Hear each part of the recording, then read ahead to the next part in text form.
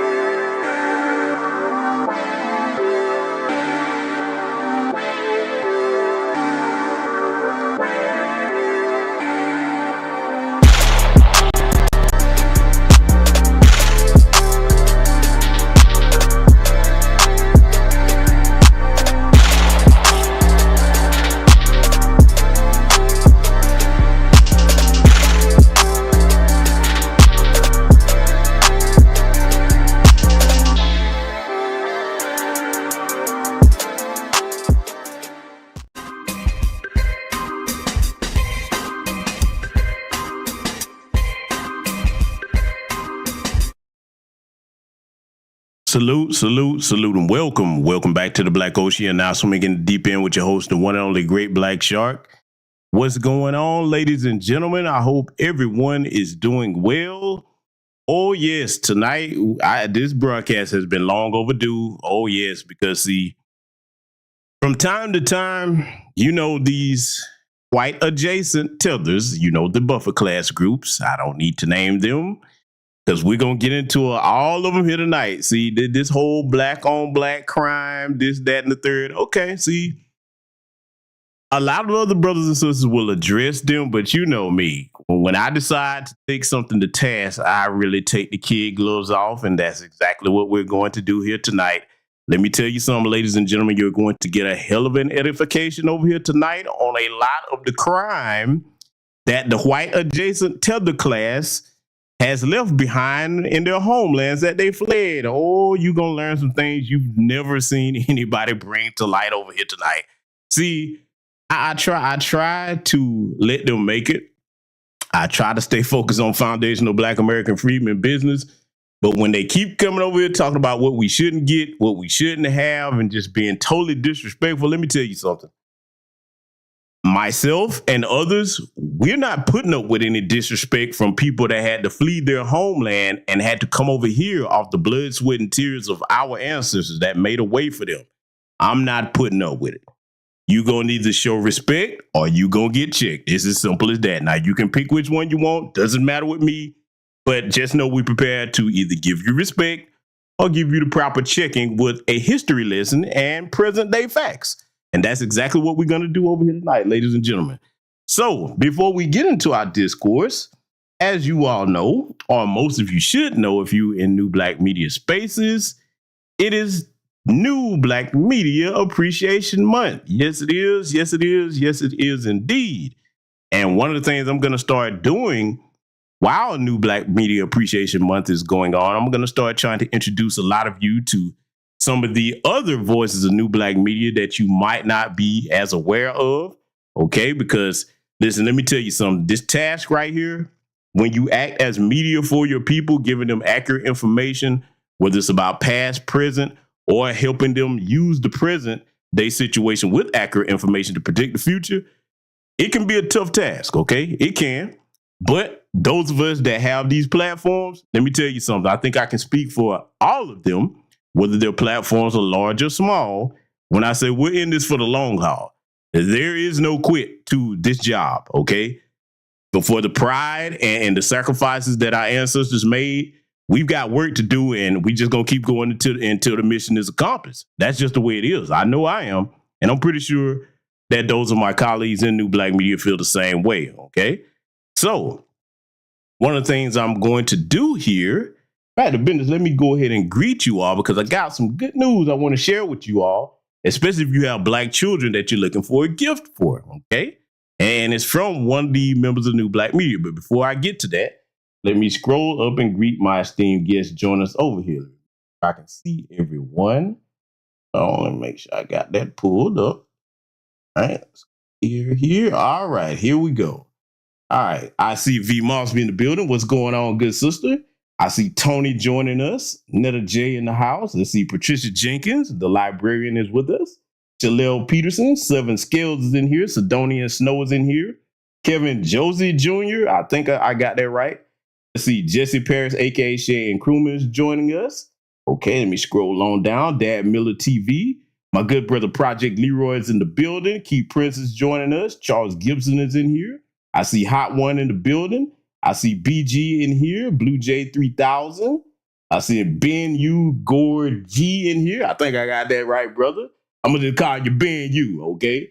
Ben U joining us. I see D Foster. I see Kevin Blackwell in here. I see, okay, make sure I get this sister's name right. Chikiri Carlin, 2 stars, and forgive me if that is not correct. I didn't mean any harm, sister. New name over here, but welcome nonetheless. Okay, let's see. I see Donna C in the building. I see Nightfall Drop. I see Claude Nobles, the sister stuns in. My good brother CRU Reality in the building. Let's see. That looks like that's all of you that have I see so far, but welcome to all of you over here and everybody that will be joining us in attendance here tonight. So, ladies and gentlemen, I want to put you up on something during New Black Media Month. Okay, New Black Media Appreciation Month. One of the things I like to do is highlight any of the talents that I see of fellow brothers and sisters in New Black Media and those of you in the chat. This right here is something I think that all black parents, especially if you have daughters, would appreciate. Let me put this on the screen because this is actually pretty cool in my opinion, okay? Now, let me take this banner down because I want you to see this good brother here. This is the good brother, Chris Crazy House, better known as Mad Black TV. Excellent channel. I think it's one you should be subscribed to. As you see, I'm subscribed to it as well. Very excellent content over there. The brother is an outstanding artist. Yes, brother Chris, I'm going to brag on you. If you've never seen that brother's work, he does very intelligent artistry that has black empowerment messages in it. Okay. And it also, boy, he be giving the white supremacists the blues. Let me tell you something. We have some very talented people over here in New Black Media Spaces. 2 artists that I would love to see get together is this brother Chris Crazy House and the good brother Red Joker. If you follow anybody on X or you've seen Red Joker be giving them the business. Boy, let me tell you this. If them 2 ever decide to work on an art project together with a black empowerment theme and some humor in it, man, it's game over, boy. White supremacists will be so irate and mad. And it's only right that we make them irate and mad in their little holy month here because for those of you that don't know, on a serious note, make sure you're watching yourself out here because April is the month that Adolf Hitler was born. It's a holy day to them, and that's bad news for us. But if you will direct your attention over to the right-hand side of the screen, ladies and gentlemen, I want you to check out this dope coloring book that he has. It's called The Lovely Ladies of Naturally Cute Coloring Book, okay? All right, and I'm going to put the link into it on here because you can find it on Amazon. I think that would make a great positive gift if you have black daughters. I'm put the link in here 3 times. I want y'all to check out Brother Chris Crazy House's work. Very, very, very, very, very important project there because if you go and look on his channel, one of his recent videos he did, man, that when I saw that sister talking like that on that video, man, she's basically talking bad about her natural hair. Go over there to his channel and check it out. You'll see for yourself. See, that's something we got to get ahead of with our little ones and let them know there is nothing wrong with the natural hair that comes out of your head. That is a blessing. It is unique. It's artistic. And the only reason that people try to say anything disparaging about it, we're the only people fight the business in this country where they make laws about policing our hair that grows naturally out our head. It's all stemming from jealousy, and they know that our hair has a lot of power into it, okay? So you make sure that your young black daughters and young black boys know There's nothing wrong with the natural hair that comes out of your head. So I want y'all to check out that brother's coloring book. It is done by him, all hand drawn. There's no AI. Let me tell you, I'm gonna say it again. Chris Crazy House is an outstanding artist. Okay, very intelligent, outstanding artist. The lovely ladies of Naturally Cute Coloring Book. Check that out on Amazon when you get a chance, ladies and gentlemen. Okay, and that's something I'm gonna be doing during the remainder of our New Black Media Appreciation Month. I want to let you know about the people that a lot of you may not be familiar with, okay? A lot of them, and you know what? Let me shout this sister out too. Hold on. Let me shout this sister out. You know what? I wish I had a picture of her channel up here, but how many of you familiar with the sister ZZ, A to Z TV? Hilarious sister, very intelligent, but she has a lot of excellent content. And the reason why I want to put you up on her is she's one of the younger ones in New Black Media, all the way on code. Like I said, brilliant sister, very funny. And if you want to see somebody that's an epitome of what happens when you take care of your natural hair, go check out ZZ, man. That fro is awesome. Yes, I'm bragging on you, sister, in case you happen to hear this. So go over there and check out that sister's content. Mind your manners when you go over there, because now I'm going to tell you something. That sister's roast game is top shelf. You go over there trying to clown and you know, start trouble over there, she will clown you off the internet and have a good time doing it too, okay? All right, so I'm just letting you know, you go over there to A to Z TV, the sister ZZ over there, subscribe, check out that sister's content. And like I said, I'm going to be letting y'all know about a lot of other brothers and sisters. My good brother, Sincere Love the Guy, him and Nice the Girl. Go check out their platforms. Like I said, I'm going to be putting y'all up on a lot more people that I think, you know, y'all should go over there and check them out. Because, I mean, y'all familiar with my content and others. So, like I said, that everybody has a different message, but it's all on the same goal of Black empowerment.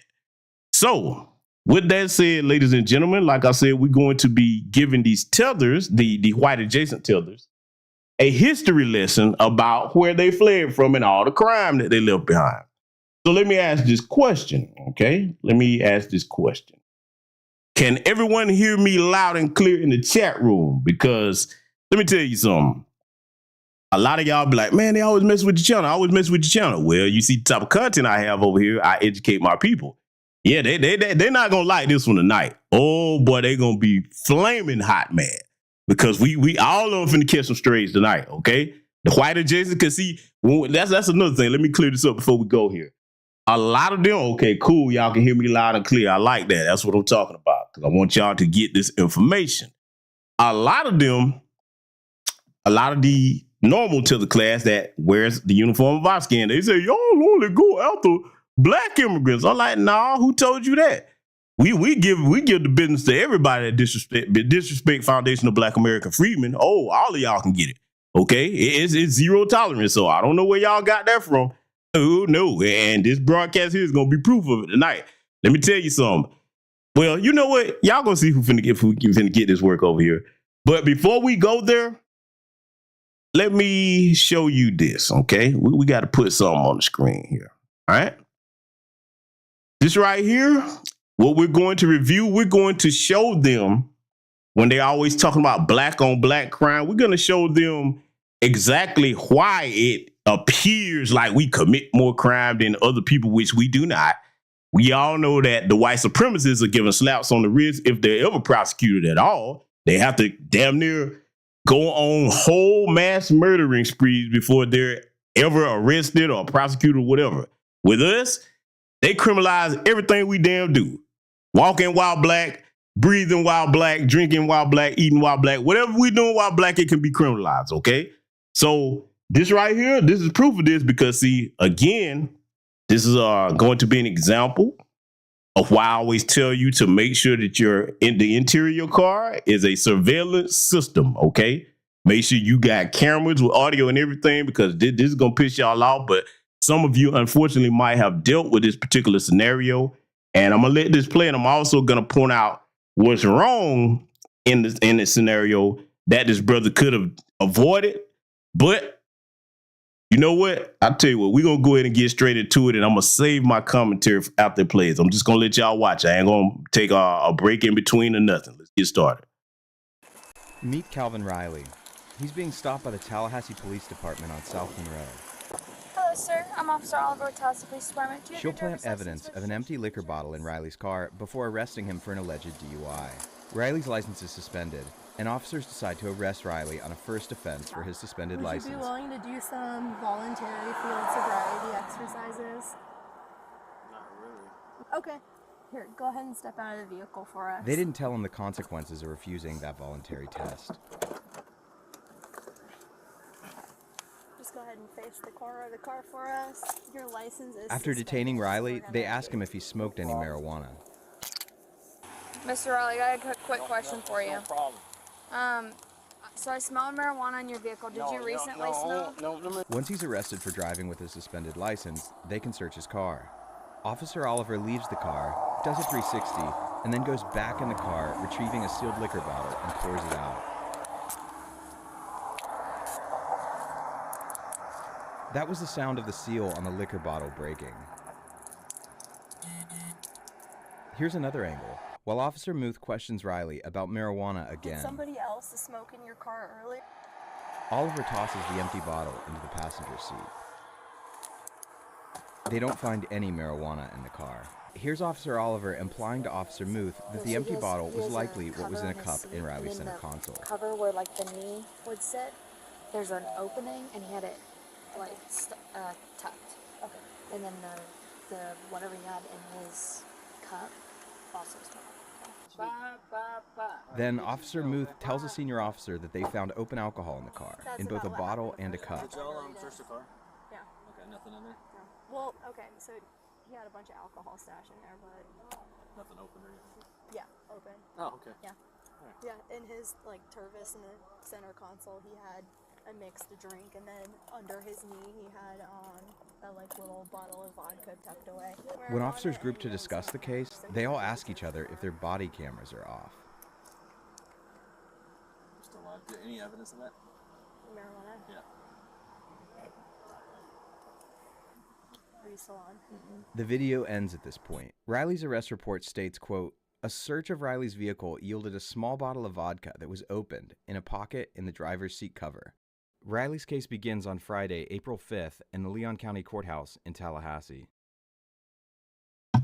All right, so now you saw these low-life degenerate race soldiers there. Basically, you heard the seal break when she opened that on video. You could clearly hear it and see it, okay? Cracked it open, poured it out, then threw it back in the passenger seat like he was riding around with an open bottle. That's what they try to do to you, okay? That's what they try to do to you.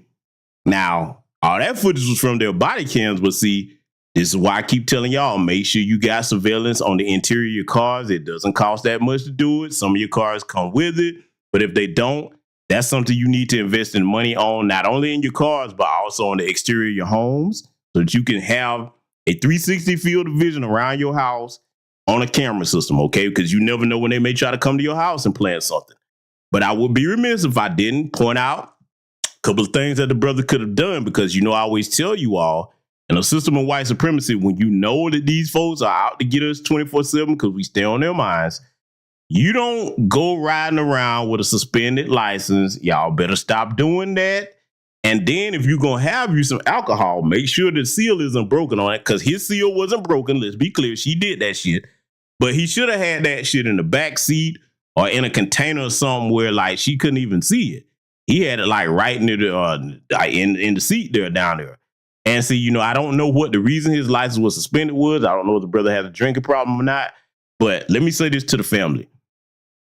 It's not worth it for you to get out here and take unnecessary risks, because, see, you see these dirty bastards will make up things and just plant stuff on our people, okay?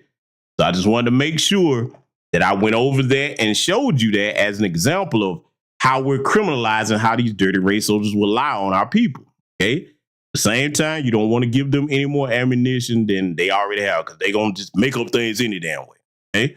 So, got that out the way, and I want to show you something, because, see, now we finna get on these white adjacent tether classes. Oh, yes, we are. We finna give them the business over here tonight. Yes, we are. Because, see, they've run their mouth for too long. Oh, y'all probably know who this little egg fool young is right here, okay? Egg fool young. Diane, the Gap Yap, okay?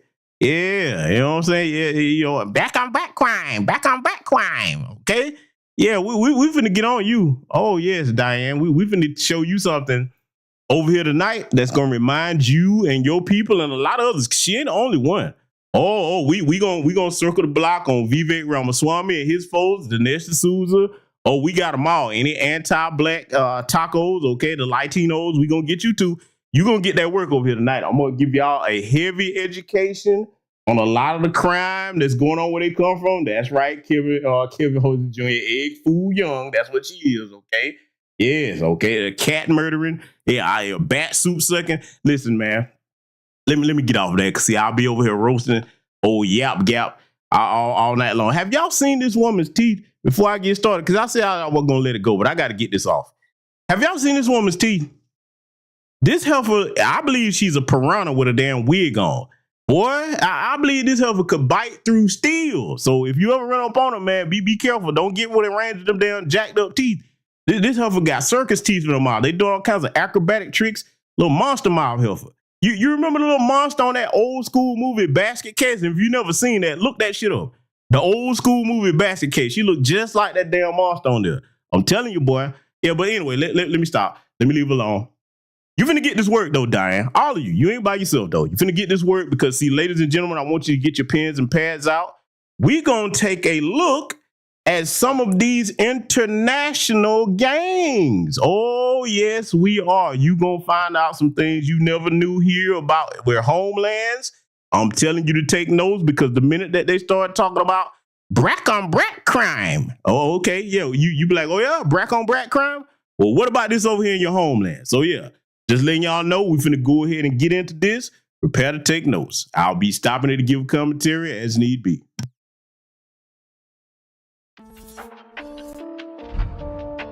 Blood, honor, fear. These words are law for the 10 most dangerous Asian gangs. With roots that delve deep into the continent's rich history, these organizations don't just break the rules, they write them.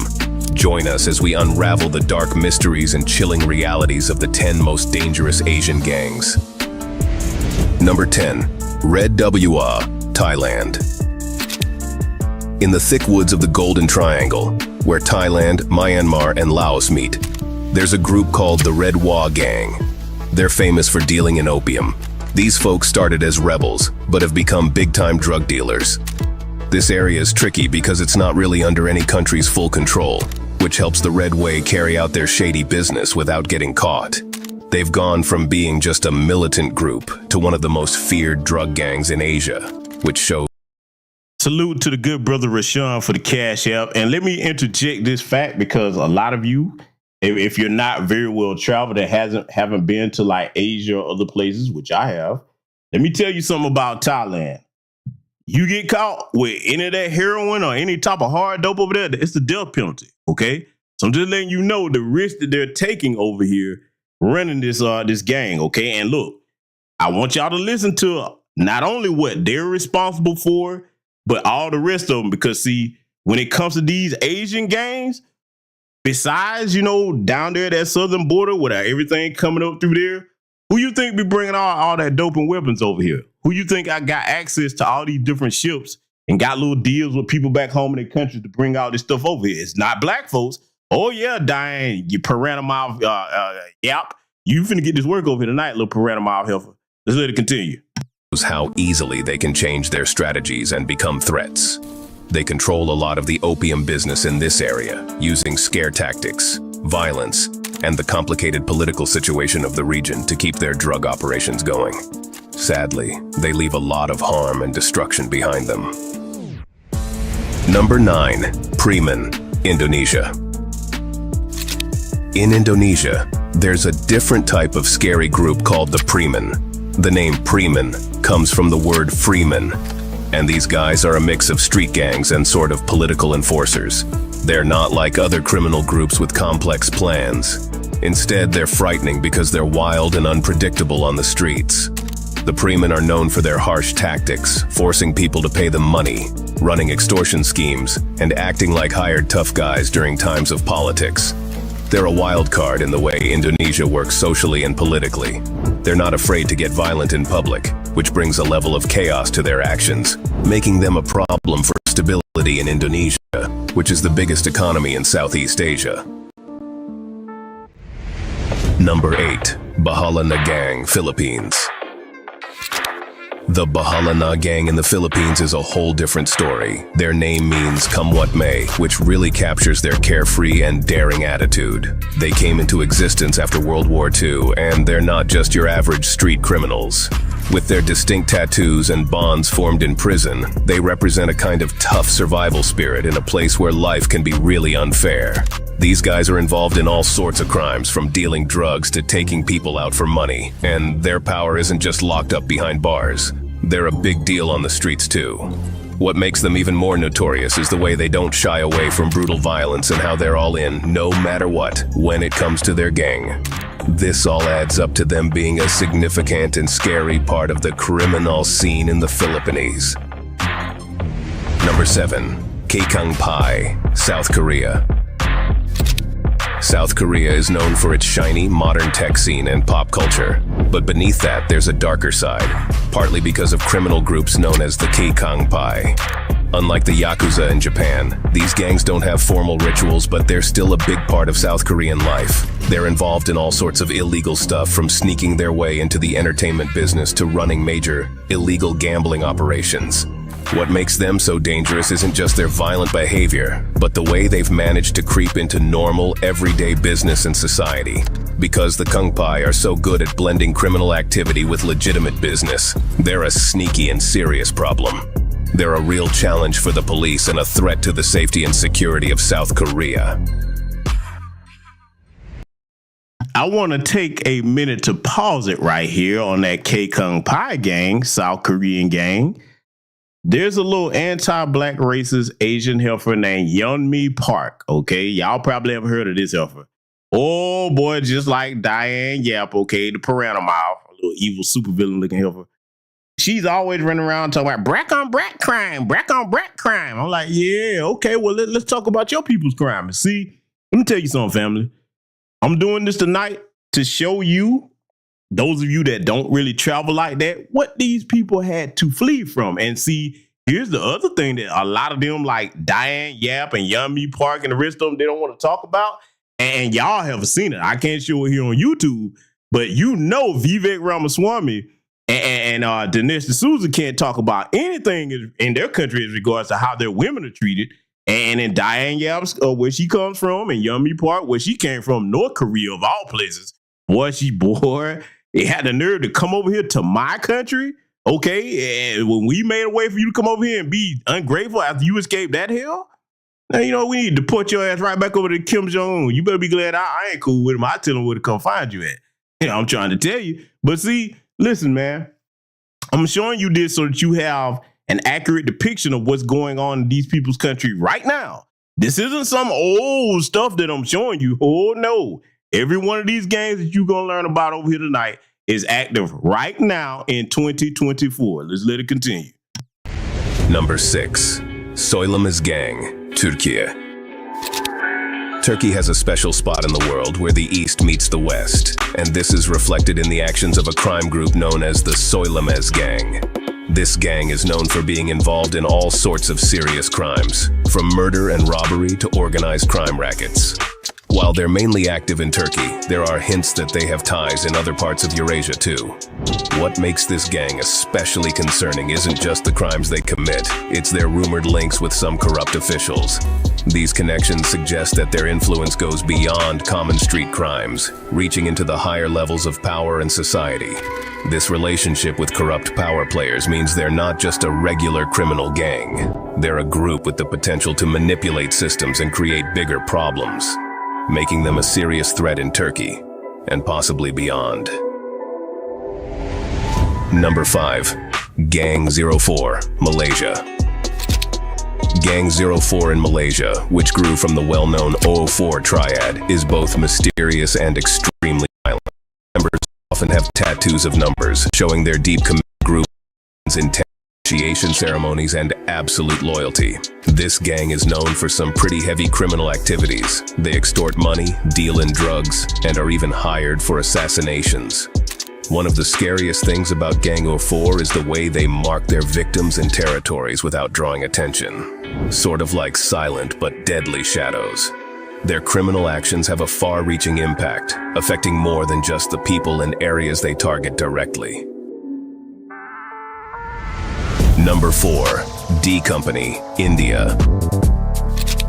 D Company, led by the notorious Dawood Ibrahim, goes beyond what you'd think of as a typical gang.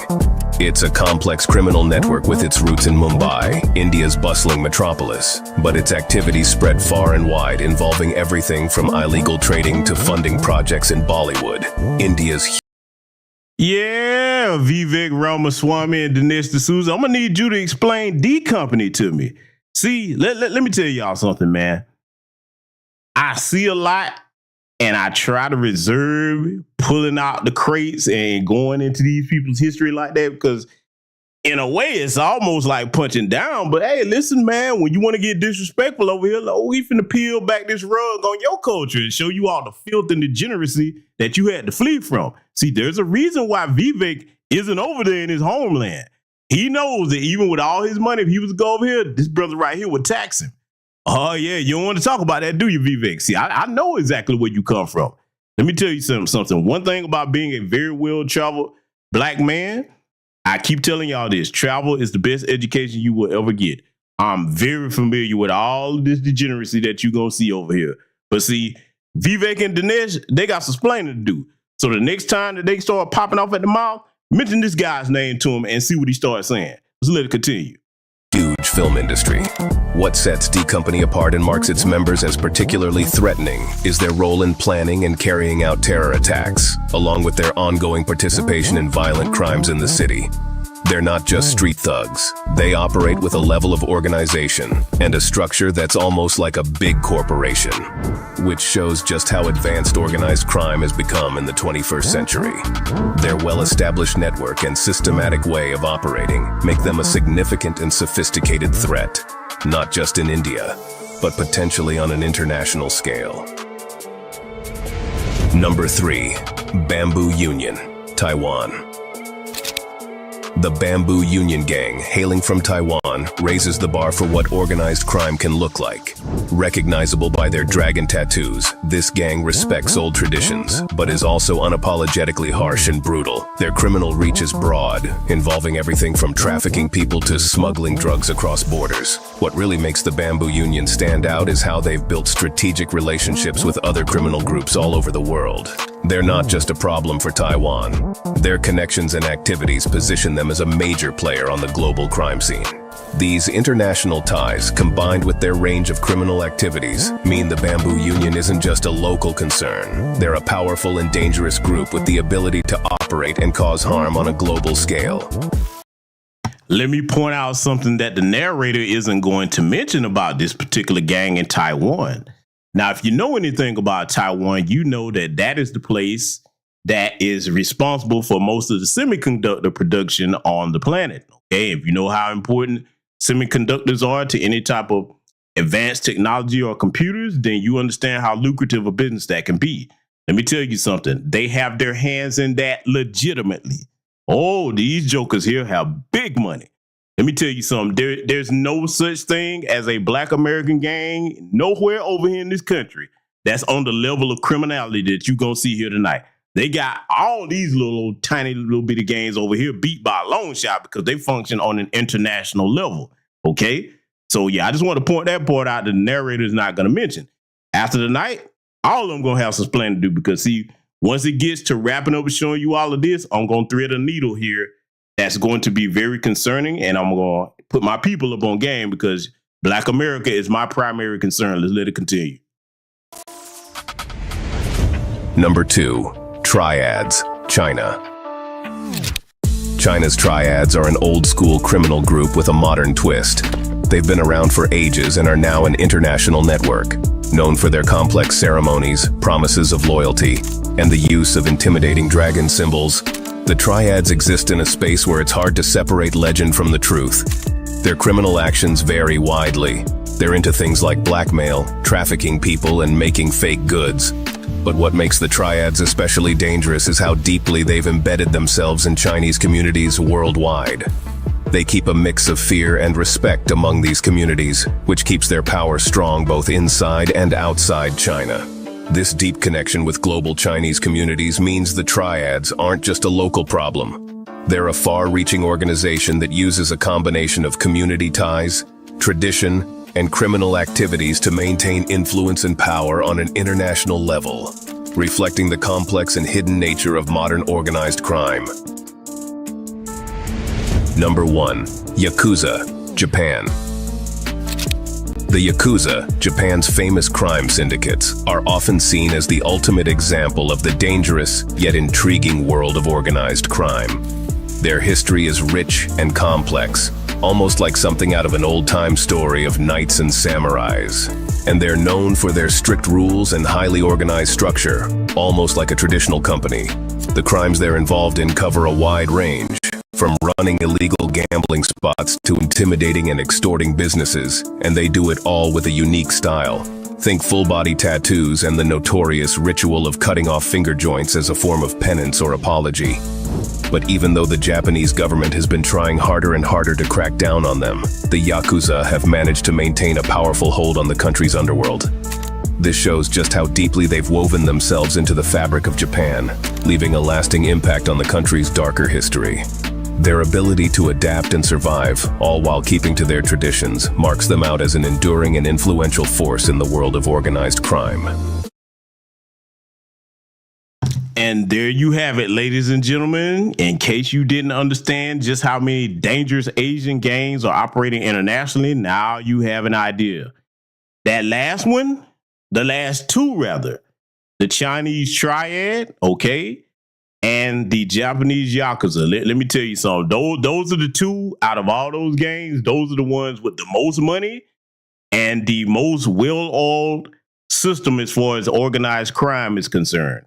And if I had to pick between the triad and the Yakuza as far as who does it better, I got to take my hat off to the Yakuza on that. Because, listen, let me tell you something. The thing about them, the Yakuza that is, okay, the Japanese gang, the last one that they mentioned, they rather start out with something and get a little bit of money that's on the illegal level, then transition over to legitimate business, okay? A lot of them, you wouldn't really be able to tell who they are unless you just saw their tattoos, because they're legitimate businessmen over here. Which brings me to the message that I said I want to put you up on game about. This should be self-explanatory, but thanks to our treasonous president, Jim Crow Joe, every one of those gangs that you just saw, they're flooding over here to get to America. You know why? Because all of them have their hands in the illegal drug trade. And if you don't know this, I'm going to put you up on something, and you can do your own research to verify the statement that I'm about to make. Of all the countries on the planet, America is the most lucrative drug consumer market, illicit drug consumer market on the planet. Okay. They'll sell everywhere else, but this place is the big money maker. You know why? Because them folks, that's right, them folks. And if you don't believe me, I'm going to show you how I thread these needles here. See, this is why they don't like me and my Children of the Chalk series. By the way, we're going to have some more stuff coming up over there real soon. Just check the playlist. Listen to me. If you doubt what I just said, then tell me, why is it that these people have an opioid problem? Oh my God, did I go there? Yes, I did. I surely did. And guess who's selling it to them? All this fentanyl and everything. See, why black people are not bringing that stuff in over here and selling it to them people like that? We not. Oh, but you got to keep your eye on the niggers, huh? Yeah, okay. Yeah, you see how stupid they look when you sit here and you get facts about who's actually bringing this stuff in, okay? Because, see, listen, let me tell you something, man. They let these folks come over here and classify them as white, but they really don't like white folks like that. Sure, they like the privilege of being classified as white here because of the freedom it gives them to operate. But as far as really wanting to be like them, they're in for a rude awakening here. And you can thank Jim Crow Joe for that, because they all flooding up through the borders. And the reason why I'm telling you this in cities across America, you may have to end up running into some of these people. So I want you to understand what's being allowed over here by Jim Crow Joe Biden and the Democrats. Not going to quit saying it. That's who's responsible for it. And now you have an understanding of it. Okay. So the other thing that we're going to have to look at over here, because see, we got to make sure that we're very thorough. Okay. And we're going to be very, very thorough over here tonight. Oh, you think that part of the broadcast was something? Oh, you ain't seen nothing yet. We're going to continue getting this education over here because, see, we got to go to this news story, okay? And shout out to the good brother Tariq Nasheed for talking about this. You know, that brother stays up on a lot of news, him, brother Philip Scott, and many others, okay? But this story right here is very, very disturbing, okay? Because, see, it's one thing to go back and forth with these tethers online. It's one thing if there's just a regular tether in society being disrespectful. We can handle that and check that. The problem begins when they get in positions of government office or get in positions where they join these race soldier squads. I'm going to play this news story for you, family, and then I'm going to point out some things that's going to be very disturbing. But see, we have to be aware of exactly what we're dealing with so that we can protect ourselves from these threats. Let me let this play. Following breaking news tonight, a now former Jacksonville police officer is facing multiple criminal sex charges involving a minor. This former officer has been identified as 34-year-old Josue Garriga III. This is a photo of him when he was a deputy with the Putnam County Sheriff's Office before joining JSO. Let's get straight to news for Jax reporter Eric Avanier joining us live from JSO headquarters with the latest, Eric, on Garriga's arrest. Well, Garriga resigned right before he was arrested in Clay County. Prior to that arrest, he was a member of the JSO gang unit. And prior to his employment here at JSO, he was a sheriff's deputy with the Putnam County Sheriff's Office. But now he's a suspect in a criminal case involving sexual misconduct. The criminal investigation into 34-year-old Josue Garriga III began nearly 3 weeks ago when the mother of a 17-year-old female told Clay County investigators that she found inappropriate communications on her daughter's cell phone. She also told investigators that she observed Garriga flirting with her underage daughter in church. When detectives searched the teenager's phone, they say they found more than 300 calls between her phone and Garriga's phone between October of last year and earlier this month. According to detectives, Garriga used the WhatsApp on his phone to send the teen nude pics of himself and solicit her to send nude pics of herself. The teen told detectives she last met with Garriga in person at an undisclosed business in Clay County, which was recorded on surveillance video. She also disclosed information about inappropriate touching inside his car. Garriga was arrested and booked into the Clay County jail on a $375,000 bond after he was interviewed by detectives. Cops are held to a higher standard. They should be. They must be. News for Jax crime and safety analyst Tom Hackney is a retired JSO director of investigations. He says the allegations against Garriga are beyond disturbing. It's truly infuriating is what it is. So you hear about these kind of things happening, and there isn't a law enforcement officer, male, female, worth their salt, not just in Jacksonville, but really anywhere, that hears about this that doesn't get their stomach turned. Garriga is no stranger to controversy. Back in 2019, he shot and killed 22-year-old Jamie Johnson during a traffic stop. Johnson was pulled over for not wearing a seatbelt. The interaction between the two men, which was recorded on police body cam, turned violent when Johnson and Garriga got into a scuffle. Although the shooting was ruled justifiable, Johnson's family filed a wrongful death suit in federal court against the city. Then the city settled the case for $200,000. And more recently, Garriga was also involved in the arrest of Luke Ken Woods, which sparked claims of police brutality. But Sheriff T.K. Waters said excessive force was not used. Now, it's unclear if Garriga has an attorney at this point. Of course, when we get more information about the allegations, we will post those details on our website, news4jax.com. Yeah, okay. So you heard how dangerous this degenerate, low-life, pedophile tether is, because I'm going to call him what he is. See, you need to understand something about, and I've gone over this before on other broadcasts, but I had to bring this back up here tonight. I'm going to show you something because I want you to be well informed on these things. I'm not condemning all of them because I know not all of their people are like that. But I got to tell the truth about the cultures of where some of these people come from. It is a problem where the Garigas and all the rest of them come from, about them, how they look at little children. See, over here in Foundation of Black American Freedmen culture, we don't have no open child predatory culture over here. Let me tell you something. I know I speak for every black man, Foundation of Black American Freedmen man, and woman in this chat. When we say, we find out that's what you got going on, you messing with some kids, let me tell you something. You better not let me catch you. Oh, boy, you better, man, listen, dude. You want to get that work, let me catch you doing something to anybody's kids. I don't have to have no kids to look out for. Because, see, the way I was raised in my family, the children were very well protected. Nobody played the radio from our parents to our grandparents and great-grandparents about you doing anything to the children in the family, okay? But, see, where these degenerates like that Gariga come from, let me show you something, right? Oh, yeah, we finna give y'all some homework here to study because I want to make sure my people understand about the degenerate cultures. Yeah, let me take this banner down. Oh, I told you, we gonna give them, tell them something to shut their mouths about. See, what you're looking at right here is a map of the age of sexual consent around the world. It's picking a few places here. Okay, so now we're gonna start from the left-hand side and work our way to the right-hand side. You see California, 18 years old. You see the UK, 16 years old. France, 15. Pay attention to how these numbers start to go down. France, 15. Argentina, 13. Uruguay, 13. We down here in South America now. We get over to Ghana, you see 16. Similar to some states here, 16 and 18. Then you see Brazil down here, 15. Bahrain, 15.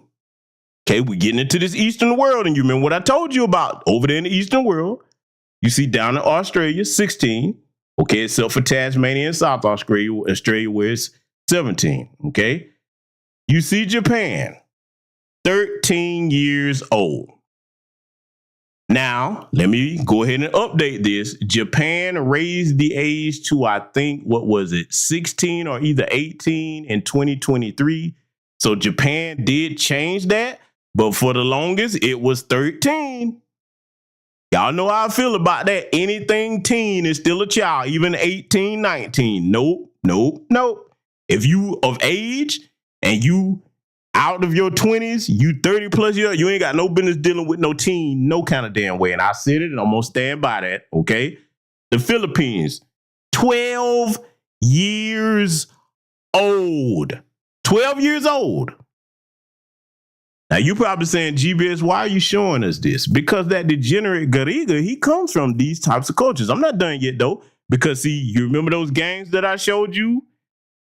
Let me ask you a question. A brother in the chat room pointed out, he said it right. A lot of them are into human trafficking, okay, and sex trafficking. Who you think their main targets are? Oh, yeah, you know GBS is thorough when I present information. Who you think their main targets are in some of these places with these low ages of consent? See, when we tell you that these children are not protected in these other cultures, we're telling you that for a reason. You understand? So you need to understand what type of degenerate mindset that Jim Crow Joe Biden is allowing to flood over here in numbers. Let me spell it out plain for you. And I've said this many times. I'm going to say it again here tonight. If you're a black parent in this country, you cannot play games about your kids with all these degenerate, illegal aliens running up here in this country, because they come from cultures where it's normal to go and be trying to get at a 12 and 13-year-old. But you ain't seen nothing yet. Oh, no. You ain't seen nothing yet. I'm not done. Oh, no. We got to bring another map up here. Here, dude. Oh, yeah. Look at this.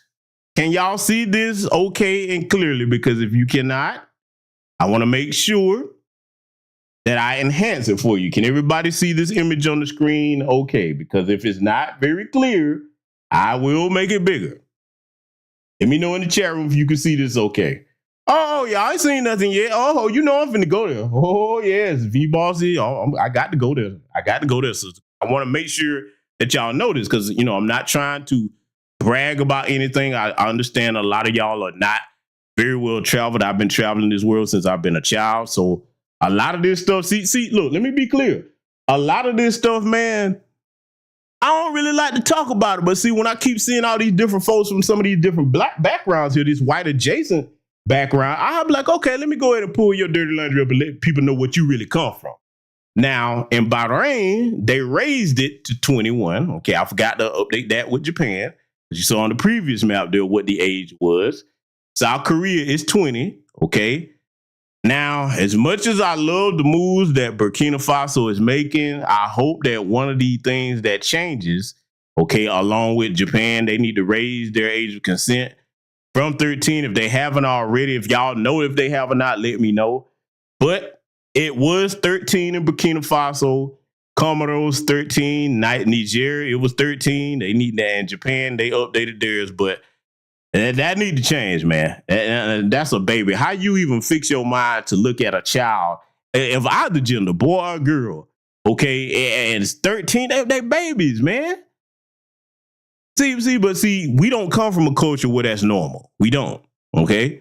If anybody's doing that, you doing it behind closed doors. You can't walk up to nobody's 12 or 13-year-old talking about trying to get with them. The Philippines, 12, and Angola, 12. And last but not least, I got to go here. So that when the Loveys and the Emmanuel Ochos, because I'm going to give Emmanuel Ocho that word too. Oh, don't worry. You know that's coming. Oh, you know that's coming. Just wait. That's coming. In fact, I may move some broadcasts around and put that to the front of the burner. But Emmanuel Ocho, this is what you need to be worried about, buddy. Any of you Nigerian tethers, notice I'm saying tethers. I'm not talking about all Nigerians. I'm talking about that tether class. And I know personally Nigerian brothers and sisters that have an issue with this. I do, because I have some cool Nigerian brothers and sisters that I'm friends with. So I'm making it clear to who I'm talking about, that disrespectful tether class. This is what you need to be worrying about. 11 damn years old. 11. You let that sink in, family. 11 years old. Age of consent is 11 years old. Yeah, this is what they come from. Black on black crime. No. I don't want to hear you saying nothing about my people. When you come from a country where the age of consent is 11 years old, you preying on babies, man. See, I got to say it. I'm talking about for every country that I just shown here, not just this one. But this is the most disturbing because as far as I know, that's the lowest so-called age of consent in the world. They're 11 years old. You need to understand something. I'm trying to compose myself saying this. A lot of these degenerates that's coming over here, you better be very careful about the things that they're saying. You can tell which ones it are too, because they're the ones that have the most venom and vitriol against women, because they hate women where they come from. Let me tell you something, man. Them videos that y'all saw coming out of India, oh, that's standard practice over there. That's standard practice. And see, let me tell you something else too. What I just showed y'all with those ages of consent, I hope y'all took screenshots of those. If not, go back and catch it. The broadcast, let me tell you something. Let me put this bastard back on the screen here. Vivek Ramaswamy, I know what your real problem is with black folks, especially black men. See, and ladies, I got to tell you the truth on this because it is the truth. One of the reasons why black men are so sought after when we travel overseas, because they know we don't come from that degenerate mindset. Foundational Black American freedmen, man. Yeah, that's right. Oh, I'm telling you, brothers, what I know, not what I think. Women of every doggone nationality that you've seen on this screen here, they will flock to you because they know, okay, they're aware of how we're raised, okay? Let me tell you where you really got the golden ticket at. And no, this isn't to, disparage or demean any of our fellow foundational Black American freedmen brothers, okay, that are over here. But be a black man from the South and travel overseas. Let me tell you something, dude. Just the way you talk alone is you gonna clean up, bro. You know what I'm saying? Not to mention if you got some type of moral standing and integrity with you, man, dude. They hate that, okay? See, that's what he really got a bug in his ass about, Vivek Ramaswamy. Oh, yeah, see, we got to tell the truth about this because, see, he know where he come from. So I've shown y'all those things. So the next time that any of them from them different groups get out of line, y'all let them know about, oh, nah, buddy, black on black crime. We'll talk about that. We can discuss that, but we're going to put that to the side. Let me talk about these ages of consent in your country where you come from. Because there's no greater crime than preying on a child. You know my feelings about that. Boy, if I had to be in charge, I told y'all what my pedophile removal plan would be, boy. Yeah, y'all know how I get down with it. Listen, man, I'll sit up shop, boy, like something out the movie Saw. I'll get you up out of here, boy, if it was up to me. Don't even get me started on that. But see, this is what you're going to have to throw back in their faces. Just why I like to do these kinds of broadcasts, to bring information to you all that you might not have been previously aware of, but you're going to know after the night, because we're not done yet.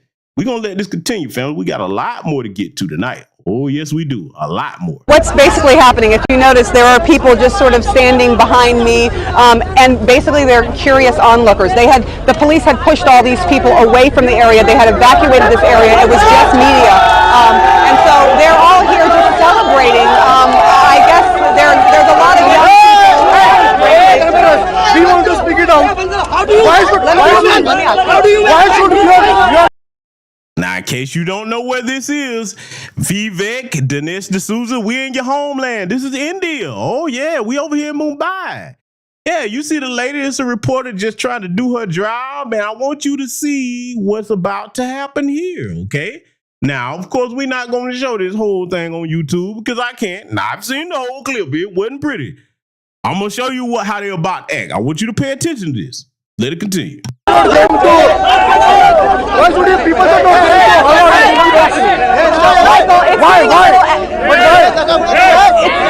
It's getting a little out of control, but there are people here who want to speak. Michael, your show is going on. Your show is going on. Let me ask we are you, able. Come talk to me. Come talk to me. Ma'am, it is not a matter of talking and not here. The people is waiting for us. is coming to the office. We are here. We're waiting for the 5 o'clock. What? Why we are here? Why we are there? Tell me we are the Bombay's people. Yes. Why should we are here there? Why should we are there? Why should we are there? Tell me why. Ajay just told For those of you that don't understand, he's cursing her out in Punjabi, okay? Very irate, and I can't even repeat some of the stuff that he's saying, but I think you're going to get the picture of what they're threatening to do to this woman in just a second. See, the next time Vivek and Dinesh get fly to mob, yeah, you show them about this. Ask them about this or what's about to happen right here. This woman just trying to do her job. She ain't bothered to soul over there other than asking questions. If you didn't want the woman there, all you had to do was say, hey, listen, man, we don't want you filming here. Go ahead and leave. That's all you had to do. You didn't have to do what they're about to try to do here, though. I want y'all to see this now. And they got the nerve to talk about some black on black crime. You ain't never seen a group of brothers go and harass no reporters nowhere like you about to see right here. A bunch of damn degenerate savages. I'm sorry. You know what I think?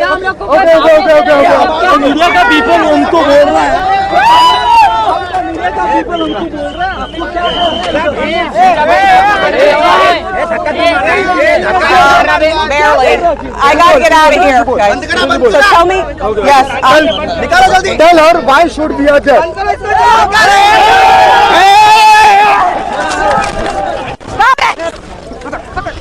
As we were standing outside talking about that, a large group of people came around. They were chanting, many of them young, smell of alcohol on their breath, frankly. They were standing very, very close, and suddenly it sort of chaos erupted, and they started grabbing us and, pushing, and suddenly they pushed our cameraman backwards and over and feeling very aggressive, and they were kind of yelling at us, why are you reporting this? Why are you reporting this?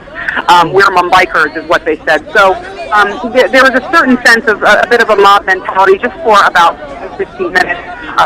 People are getting pretty aggressive, and then police finally moved in after about 5-10 minutes after we fought our way through the crowd and took this sort of crowd of the younger generation and a few people in their late 40s off. And so the scene is back to what it was before this crowd sort of got raucous and out of control. Yeah, Dinesh, Vivek, I need you to talk to me about that. Don't talk to me about black on black crime, because I have never, in all my years of living, seen no brothers go and swarm a female reporter like that. Because let me just go ahead and say this. I gotta be careful saying it. Y'all know what they was gonna get ready to do to that woman, right? Because you heard her saying it had alcohol in their breath. See, let me tell you something. You got to be the lowest form of coward to do something to these groups of people I'm about to name. Little babies, women, elderly people, and anybody with a mental disability.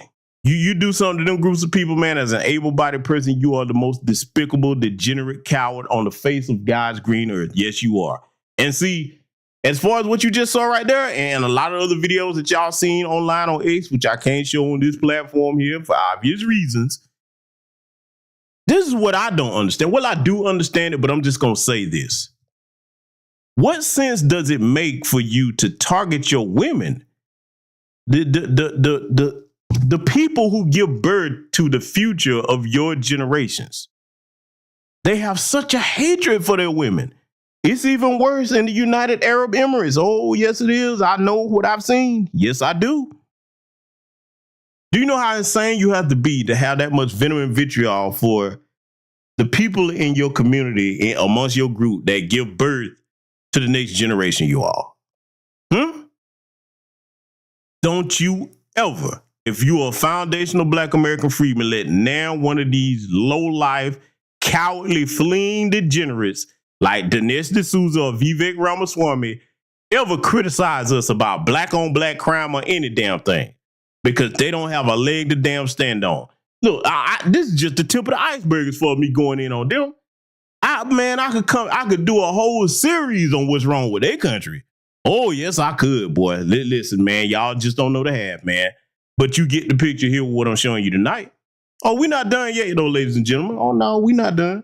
Because, see, I told you, all of them going to get this work over here tonight.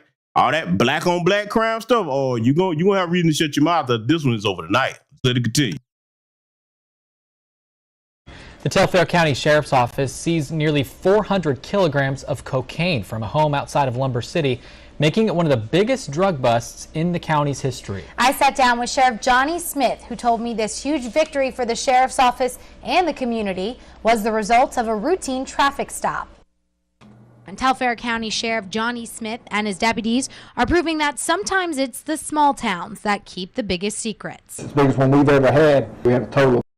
Now let me pause this. I'm pausing it right on this image on your screen right here. I want you to take a good look at this.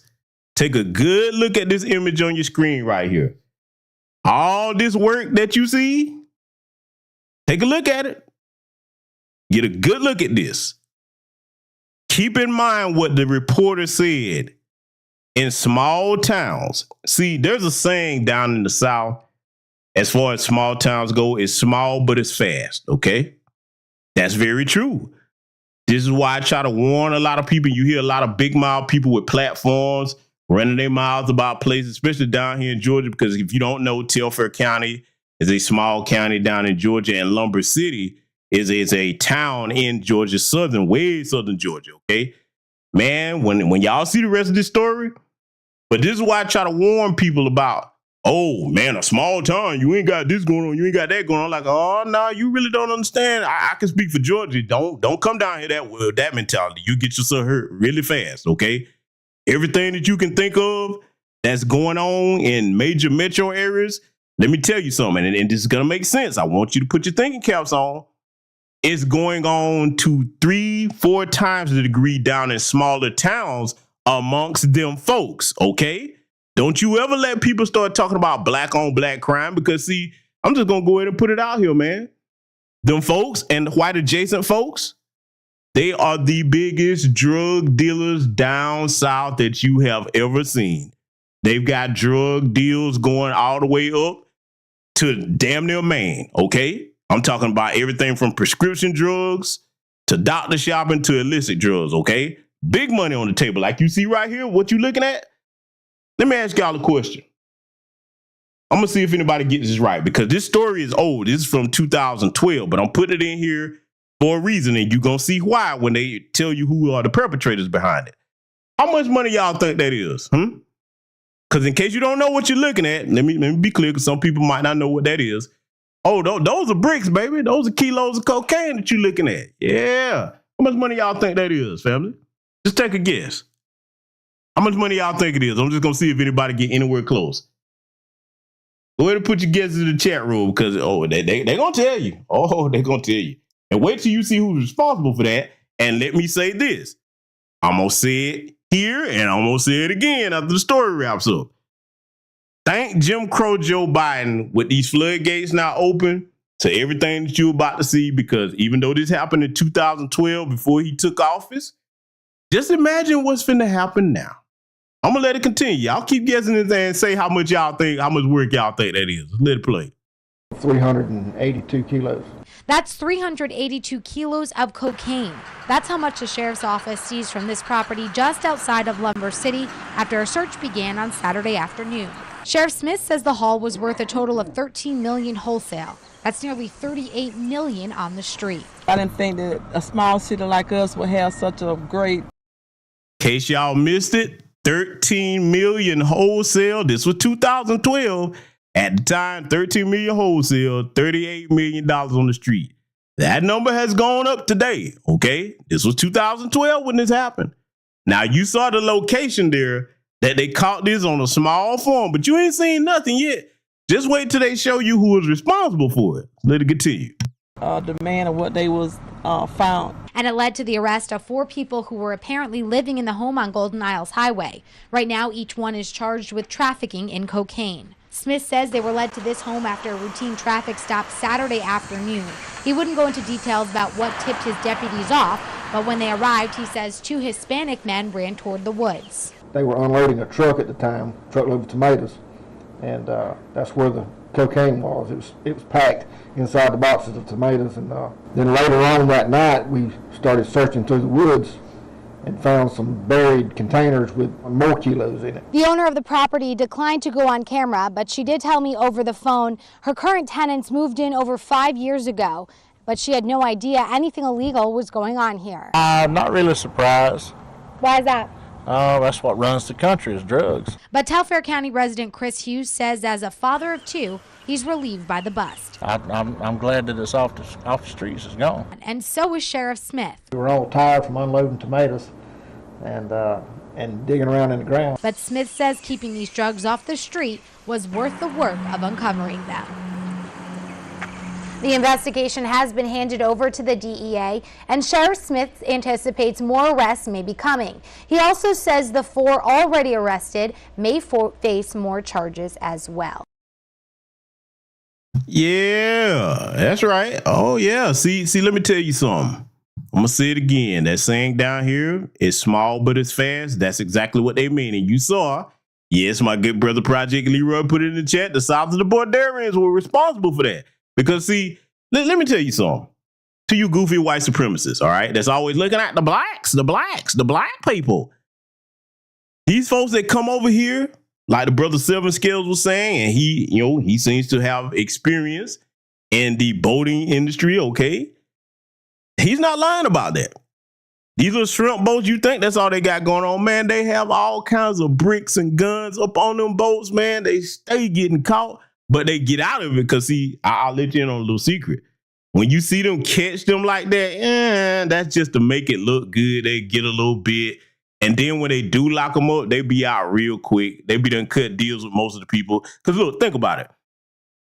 You can't really get anything past the Port Authority unless you got inside help. You understand? As far as these shipping harbors. So I'm just letting you know how it really works. Okay, and as far as what you saw with the South of the Bordarians, let me explain something to you about. Y'all have heard this before when it comes to real estate. Location. These small towns down here like that, they come down here and pretend like they picking fruit and all of that. And you seen they had 382 kilos. This was 2012. $13 million at the time wholesale, but $38 million was worth on the street. And just imagine what that would be worth today. 382 kilos of pure cocaine. Let me go ahead and put it all the way out here. And I got Jim Crow Joe on the screen because he wants an open border policy. See, people got mad at Donald Trump for saying some of the things he said. And I'm no Donald Trump fan. I'm no Democrat or Republican fan. But the truth is the truth. Donald Trump was telling the truth about a lot of what he said there about the criminals coming up here with all their drugs and dope. Yeah, he wasn't lying. It is what it is. Get mad all you want to. For those that would take issue with it. But see, let me tell you something.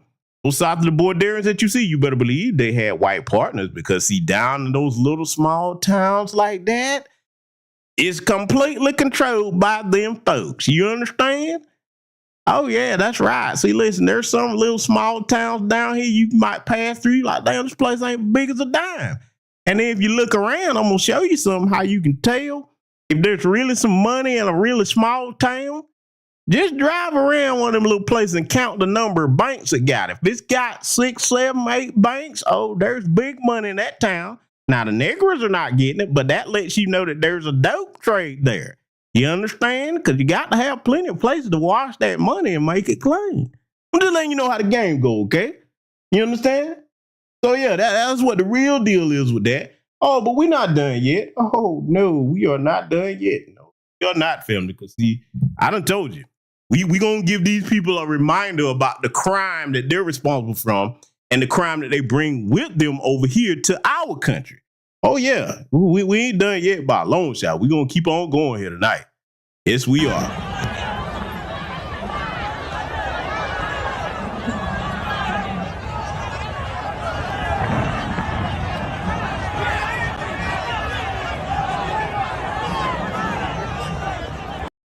Now, what you looking at, I'm pretty sure y'all saw this scene in El Paso, Texas.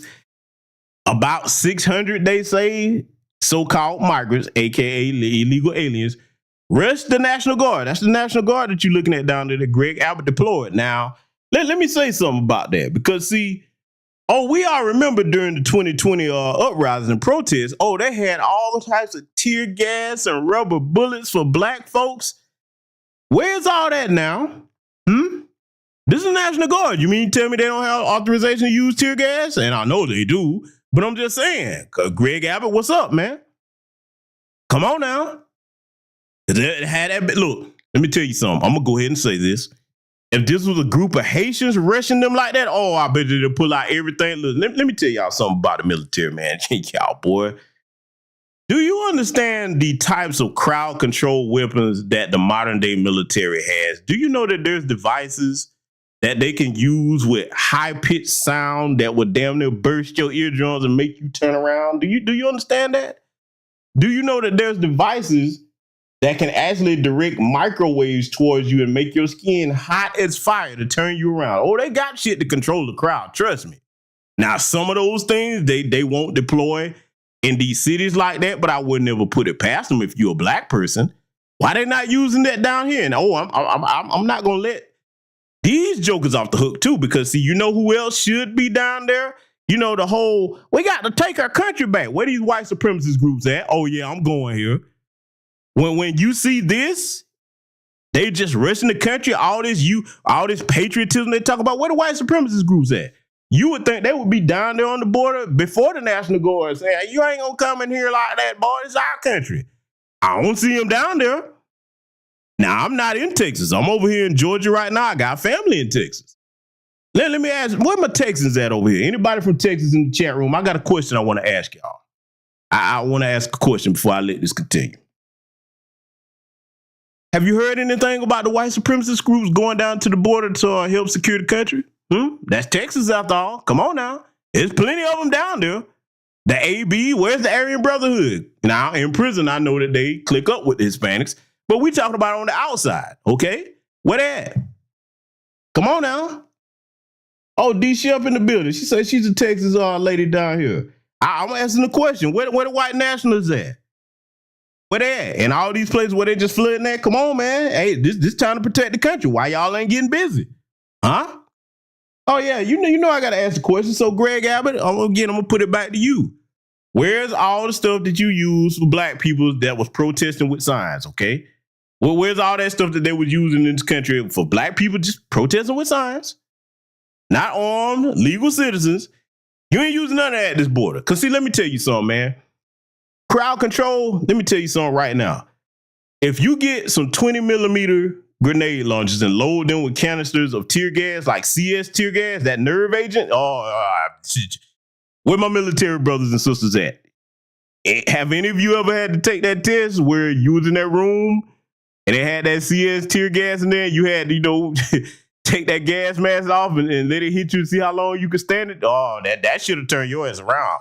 Look, boy, we used to call that the snot bomb.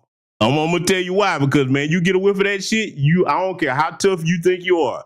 that CS tear gas, you will be crying and snot will be coming out your nose, man. That's some uncomfortable shit right there. And don't get none of it on you. Oh my God, dude. But my question is, why they not using that? You better believe the National Guard got authorization to use that too. I mean, it won't kill you, but it'll damn near make you wish you were dead. Boy, if you can't get to some fresh air and get that shit off of you, ultimate deterrent, okay? Yeah, so I just got some questions with what you're seeing right here, though. I'm going to let it continue because we're not done yet, though, family.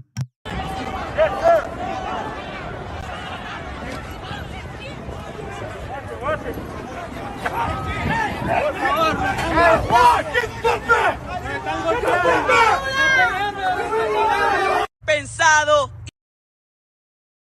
Yeah, so that's the scene right there, okay? Yeah, down there in Texas, they just got bold and said, fuck you and your National Guard, huh? But see, you ain't seen nothing yet, because see, I told you, we going to remind them about their crime. And see, thank Jim Crow Joe for what you're about to see here. And shout out to the good brother Philip Scott, because I saw this when he did a broadcast on it. I'm including a portion of it over here tonight.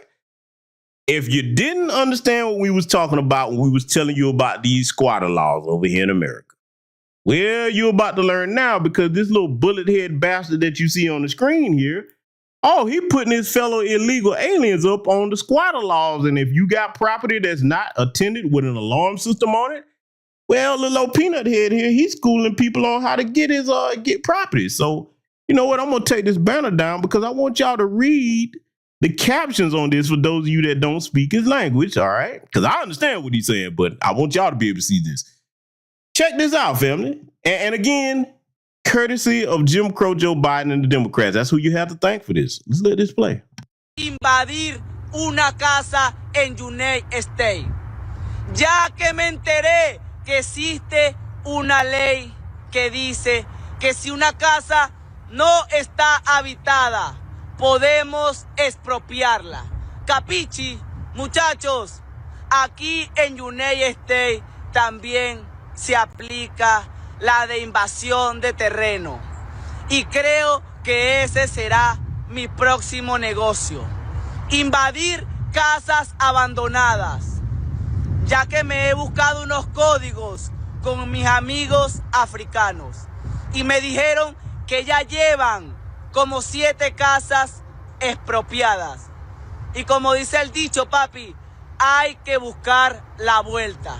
Y la vuelta ahorita mismo es invadir casas, ya que nos encontramos en situación de calle y es la única manera que tenemos para no vivir en la calle y no ser una carga pública. Capichi, la ley dice que las casas abandonadas, deterioradas y que esté en mal estado, podemos llegar y repararlas, vivir en ella y si podemos venderla, hasta pedir créditos con ella. ¿Qué dicen ustedes? Ladies and gentlemen, when people had used the Now, you heard this, right? And we're going to let Brother Phil give his commentary on it because I got some things I want to add to it as well. But I see the update the good brother Charles Gibson is saying in the chat. He said a little clown is being brought up on federal gun charges. That's good. And I hope the next step is to deport his ass. And just you know what? See, y'all don't want me to be in charge of the deportation process, because if I catch you, I wouldn't put you in no van and escort you back down to no office. Nope. Y'all want to hear what I would do? And this is gonna be petty. I'm just gonna tell you right now. But I would really do this though. I really would. I'm not even joking.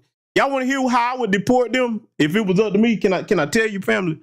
Can I tell you what I would do for all the illegal aliens and their kids? Okay, because see, I'm not one of them that now all of them got to go. All of them. You came over here, you're not a citizen over here.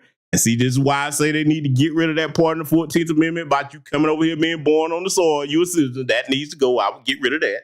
But y'all want to know what I would do to get them out of here? Can I tell you, family? Can I tell you? Let me tell you what I would do. See, you wouldn't get in no car. You wouldn't get in no plane or no helicopter or a boat. I would put a giant slingshot in the ground. Oh, yes, I would. Yeah, I'm going here. And I would grab your little illegal ass and put you in that slingshot and fling your ass right back across to whatever country you came from. I sure would. Oh, yes, you will be a little illegal alien shooting star streaking across the damn sky. I would get you up out of it, just like fling you right on out of it. I would. I'm not playing, y'all. I would really do that. So I'm glad that they caught him and they got him up on these federal charges, like the good brother Charles Gibson saying. But they still got to deport him. And like I said, use the slingshot method. That's only right. It's fling him out of here. See, y'all laughing. That's what need to happen. We can't, look, let me explain myself on that. You can't be giving them gentle treatment when they break our laws to come over here. And if we catch them, we can't gently escort them out. It's got to be rough. We got to make this unpleasant. You understand? Jim Crow Joe Biden giving them our tax dollars, man, making sure that they have all this comfort over here like this and they didn't earn. No, man, they got to be uncomfortable, damn it. That's where I'm at with it.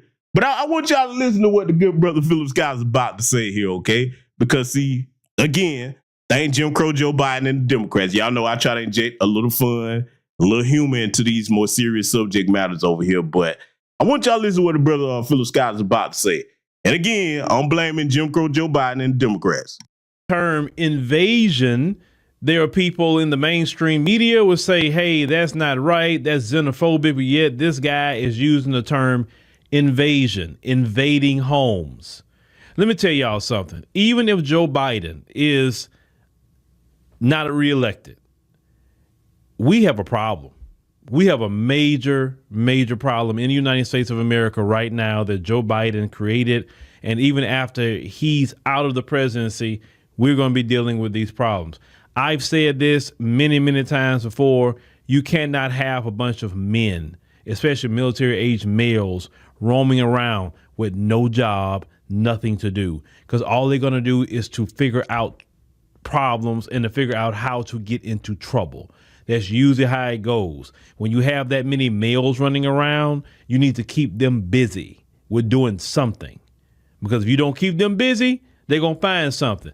Now, we can look at this one of two ways. Let's look at it in what's a lot of shock to a lot of Americans, the squatter laws. Many Americans didn't even know that was on the books, squatter laws. Squatter laws are in all 50 states in the United States of America. California and New York, and we talk about New York here, someone just need to be in your home for 30 days. 30 days. And they have rights to your home. Brother Phil is 100% right. And here's what I want to add to our brother's commentary here, because see, a lot of y'all probably haven't paid attention to this type of stuff. And I'm going to say it again, as Brother Phil has been saying and many others. If you got an extra home, like myself and others that have more than one, if you're not there all the time, you better make sure there's an alarm on that you monitor, go by there and check, get your mail, make your presence known, okay? Make sure all the landscaping is up to code, make it look like somebody stayed there. And that way, if they break in that way, you be like, okay, they ain't got no right to be here. Go ahead and folks get them up out of here. But see, this is another issue that when we say, okay, it matters about your local politics, this is one that we all need to be pushing. Like, hey, them squatter laws, no, that's archaic and outdated. That's got to go. We need to be pushing just like Georgia started to do now, because like the good sister Patricia Jenkins pointed out down here in Georgia, they're arresting them down here after they killed Lake and Riley. And see, let me say something to white supremacists, America. That's a damn shame that you have to wait till something happened to one of your own people before you decide to do something. Because see, you cool as long as it's just affecting black folks. Hadn't y'all ignorant, low-life degenerates learned about that yet? See, when you sit there and be like, oh, well, that's not affecting us, it's just the blacks. Don't you know that a lot of this stuff they let happen, they practice it on us and then they pass it on to you? You hadn't seen that in this country yet, white supremacists? So, finally, they getting to get wheels turning down here. And see, I already kind of knew that Georgia was going to eventually start to do something. It had to take the death of the little white girl down here, Lake and Riley, what have you. But, I agree. Just one thing I'll say about Brian Kemp, man. Hey, man, these old school crimson neck jokers down here, now you come up here and then see, they would have had no problem if they would have killed a black person. All right, cool. You killed the niggers. I wouldn't worry about that. But you kill one of theirs, we got to get you up out of here, boy. We don't need no extra allies white supremacists that bad. I'm telling you right now, that's how they see it. But see, we need to be pushing to get that as far as like in your city councils, wherever you are across the nation. hey, we don't want no sanctuary cities. These squatter laws got to go.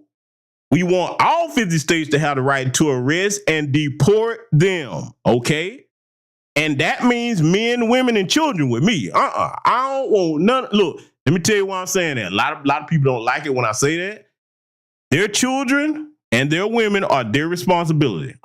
Nope. You go over there, take your family, and you go build and provide for them people. Because look, the reason I'm saying it that way, what they love to tell us, family. What do they love to tell us? Don't they love to tell us that they work so hard? Isn't that what they tell us? They work so hard. Oh boy, they work harder than us. Oh man, they just work so hard. They got all this hard work ethic. Okay, cool. I like that. I like hard work. That's what's up. Now go practice that in your country and take your women and children with you. That's how I feel about it. But I want y'all to listen to what Brother Phil is saying. Like I said, wherever you are across all 50 states, that needs to be an issue. If you the type of person that's got the mindset to go to your city council meeting, call your state representatives. If you're doing like me down here, because believe me, your brother's busy off this microphone.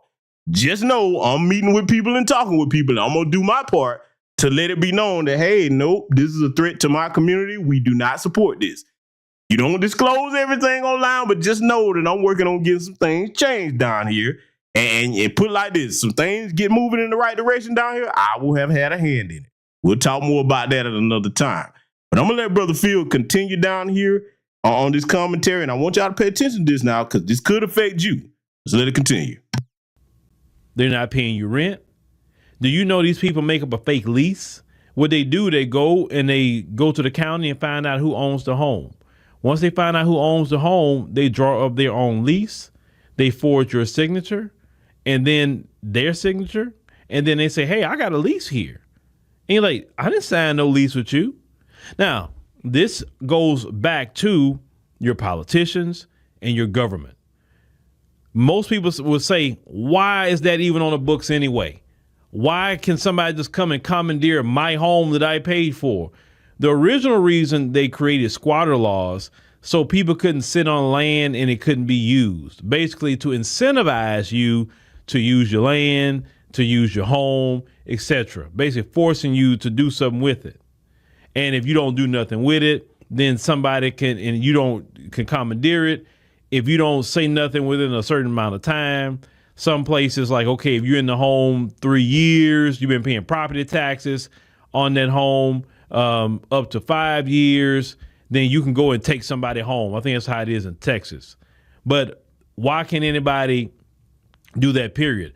So really, squatter laws need to be gone. It needs to be off the books. And see, the only way it's going to get off the books unless they do that to the folks. Now, the guy said that he learned that from the Africans. So they leaving their homeland and coming over here and taking advantage of laws that most Americans aren't even trying to take advantage of. Now, let's get to the second situation, the migrants, the migrant crisis. Now you see why we say it's a crisis. Now you see. And even in Georgia, they're trying to change their squatter laws, but you still have to go through a court process, even though they're trying to, tighten up their squatter laws, but they're still allowing squatter laws on the books. No, if you have your politician, you can tell them, no, get rid of them laws. Oh, trust me, my brother Phil, we are working on that as we speak. We definitely are. And he's right about that. They trying to change it, but I'm with Phil on this. Being a Georgia native myself, we want that gone. Same thing with that damn sanctuary city status. And I'm going to be honest with you. I don't care who it offends. This whole you being born on American soil and you don't have citizenship, so your kid is a citizen, that needs to go. I don't care who that offends. Nope. See, America needs to be updated to current standards of society. There's a lot of archaic, outdated stuff that needs to be addressed. So those are my thoughts on it. And trust me, I'm doing my part to get these things moved along and get them in the right places and discussed so we can get some changes down here in my state.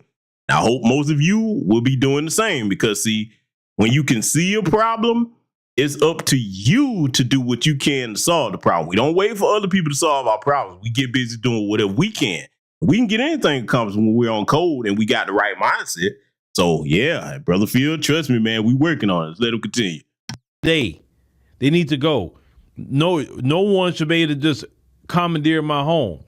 Now, a few ways for you to protect your home if you were in by squatters. One way is to get tenants, like, rent your house out. If you don't want to do that, another way is to make sure you get you an alarm, like whatever company you like to go with. Arm that alarm. If someone tries to break into your house, make sure it has that window break feature, all the different features they have to set off the alarm. You set off the alarm, of course, whatever company, ADT, Vivint, whatever company you're using, they're going to send the police out. And they're going to say, hey, you're trespassing. They can't say squatters' rights when the alarm is armed. Okay. They said ways to do that to keep your yard cut. You have somebody going over there once a week or so cutting the yard, get the mail. You just make it look like somebody is there. You understand? But, keep the lights on there. I'm not saying you got to keep the lights on all day, but you got to have your lights on for the security system to work. A lot of times the internet too. But hey, you're not there, so you shouldn't have a high light bill or nothing. So it is what it is. But try to protect your home from squatters. But the migrant crisis and what's going on with this crisis, the Biden administration and the Republicans and Democrats decided in this new spending bill to give the states money for the migrants. Not give money for you or me, but make sure to give money to the migrants. This is a situation that's really should come to a head. I'm hearing American people from all walks of life, no matter where they come from, saying, hey, wait a minute, man, this is enough. Now, didn't these migrants say they just want a better life? Didn't they say they want to come here to work? They want to just to do what's right. They're not trying to be a burden to anybody. But yet they have been nothing but a freaking burden. Let me tell you something. The previous people that came here before, they came here to work. They actually went to work and they did our jobs and they got their homes, etc. Right? This new group that brought over here is nothing but a welfare class. And they're criminals too. They're criminals. I got to call them what they are because see, let me tell you something. Let me introduce this term back into the consciousness of those of you that are gathered over here. Remember this term that I coined, political punishment. That's what it's time for now. The Democrats must be politically punished. I don't care if you choose Couch Chillington, okay, and rest it on the couch. Or some of you may say, hey, you know what, GBS, I got to vote the other side, man. Whatever you do not give your vote to these accursed Democrats. These people are trying to flush this country down the toilet. Because see, like Brother Phil was saying, even if Trump, and likely the election is his to lose, okay, if it goes unless they finesse again some type of way. But let's just say Trump does get back in there, okay? The damage has already been done, man. He only got 4 years, so it's going he gonna have the most aggressive deportation operation in history. All that money that it was getting gonna have to be cut off. In fact, I'm like, no, you gonna have to get this back. And this whole thing about Mexico not taking back their migrants, okay, that's one thing I'll say Trump got the solution for, because see, they tried some funny business down there when he was putting that wall up. He said, okay, you want to play games and you don't want to enforce the stay in Mexico policy? Cut that aid off. See, one thing, that's two universal languages. Everybody understand the language of money and everybody understand the language of violence. So, hey, pick one of them two and everybody going to get the message loud and clear then, okay? He cut that money off and they're like, oh, hey, Senor Trump. Oh, they got some act right then, boy. Yeah, the South of the Borderian president, he was like, oh, okay, I understand what you're saying now. Stay in Mexico. That's right. Stay in Mexico. Cut that damn money off. They shouldn't be getting on our taxpayer dollars anyway. So I'm going to let this continue because Brother Phil is making some excellent points here. And I brought this to you over here as a part of this broadcast tonight to make sure I put this on your minds. In all 50 states, no matter whether you listen to this broadcast, please take these things to heart. And I'm going to drop foreignassistance.gov in the chat room so that you all can keep up with how much of our money is going overseas to everybody except for Americans. Let it continue. They are an extremely welfare class, and they have become entitled. Now, let's talk about welfare class here for a minute. Now, for a long time, America, you tried to label my community, the Black American community, as welfare this, welfare that. Now you got something on your hands that's worse than any lie you told about my people. You see, America, you need to, and the Americans I'm talking to, you know who I'm talking to. I'm talking to the folks, because that was your mouth that you ran against my people. Them migrants about to cost you so much money that they about to put you in such dire straits that you're going to be wishing that you'd have did right by black people. You'll be wishing that you didn't say certain things you said to black people. You talking about lazy? Oh, you about to see some lazy. You talking about some welfare? Oh, you seeing welfare right now. Money going in the billions, and they still not going to work. Billions of dollars. But you were mad a black person got $200-300 on some food stamps. You was mad about Section 8. But now the migrants getting billions of your tax dollars, taking your homes. Let's call it what it is. A lot of them homes that's gonna be taken, it's gonna be the folks. It's gonna be your house. Not to say some black Americans won't lose theirs either, but they coming after your house because a lot of you own real estate, way more than we do, because we don't own the wealth in this country. In order for you to have wealth, you got to have real estate. Now, how are they doing it? And the guy said he gonna start a business in Atlanta. They got people with a business doing it. They're looking at the listings. The listings are public. What's for sale? So those homes are abandoned. They're looking at the listings for rent. Brother Phil is telling the absolute truth on that. Here in Atlanta, yeah, that's been going around, family. That's why I'm trying to bring it to your attention no matter where you listen to this broadcast from. Even if it's something you're not dealing with, you get together in the community and discuss that, hey, before it comes here, we need to talk to our city council and say, hey, listen, let's go ahead and get some laws on the books against this. We're not going to wait till it gets started being a problem. That's how you do when you hear about something that's not where you at. You, as a leader, okay, especially if you're a man, you get up and say, we going to head this off at the pass. And see, let me tell you something. Brother Phil is right about that issue going on down here in Atlanta. But see, when I first heard about it, I said, oh, okay, I got something for that. See, this is why I want all my people to make sure that we get reparations, and you do the best that you can until you get reparations to keep yourself in a financially advantageous position to the best of your ability so that you can afford attorneys, and you sit down and talk with them about what needs to be done to head certain things off of the past before it happens. Okay. Oh yeah. See, let me tell you something right now, boy. I really feel bad for anybody that tries to invade either of my properties. I'm gonna tell you that right now because I go back and forth between both of them. But you ain't getting in there, boy. I'm gonna tell you, you get in there, you damn near earn that, But you gonna get out though. Oh, trust me, you gonna get out on time. But my point is this: like he said, do what you got to do if you got more than one property to secure it. Make sure you got cameras. Make sure you got an alarm system. Okay. Make sure everything is up to code. Don't sit there and be the person, oh, man, that ain't going to happen to me. And then you got a little peanut head migrant sitting in there talking about claiming your house with a damn fake lease, okay? Be on top of your business, family. That's why I was telling y'all all these goofy What's the Tea channels and all this drama that's going on here and there. It's bigger fish. It's adult business to take care of, okay? That's why I try to bring you the type of information I do over here on this platform. But let Brother Phil continue here, and I want y'all to continue to take notes. Foreclosure listings, and they're going and putting these houses. They did a whole investigation on this.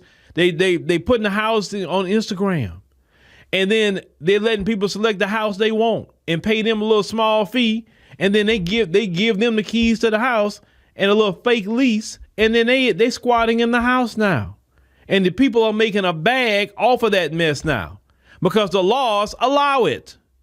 Your politicians so worried about freaking TikTok, they're not worried about these things. It lets you know how backwards, but what I realized, even with that spending bill they just passed, Republicans and Democrats, they're rogue. They literally went rogue.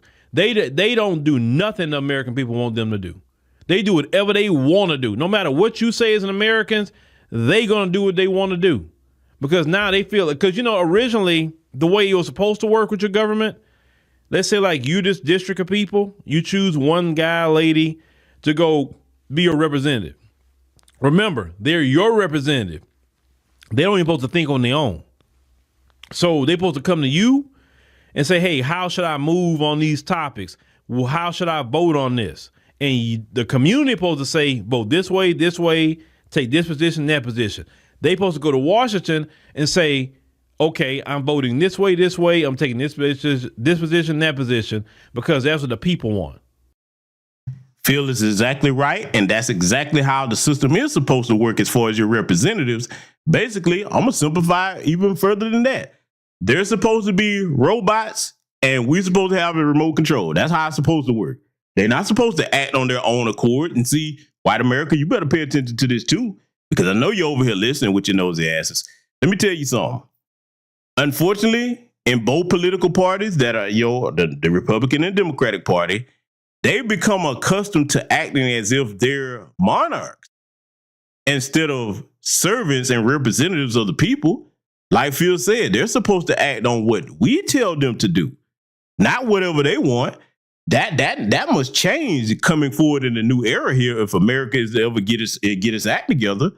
So white folks, why you always focusing on black people, you better be focusing on straightening out these archaic laws that's on the book, like these squatter laws, and getting these old, generic, rotten, treasonous, cowardly politicians, black, white, whatever, that are not for the progression of this country out of office. They go to see, I told y'all this before, and this offends some people, but the United States government has basically become a geriatric nursing home. These people try to get in there and die in office, like the Strom Thurmans and etc. Okay, look at Mitch McConnell, Mitch the Glitch, freezing up every time you turn around. The ancestors whooping that ass, boy. But to answer your question, sister B1 Satin Doll, if you join, I don't know if you're on my Patreon or not, but I actually have a file over there with the total cost of illegal immigration in all 50 states. If you're on my Patreon, you can go over there and find that file. I used to put the link to it in the chat, but just look in the description box or the about section for the Patreon link, and you sign up for that. Trust me, it's very affordable. I'm not like some people. It's only $5 a month for a lot of the paid stuff and a lot of you trust me, you'll have access to a whole bunch of information over there. Anybody that's in the chat room that sign up to Patreon, y'all know how we do it over there.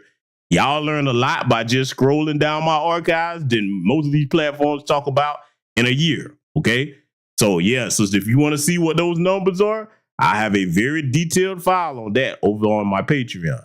But back to what Brother Phil is saying here, as far as these representatives, man, they're not supposed to be running around doing whatever they want. They don't supposed to have a mind of their own. They're supposed to do what we tell them to do.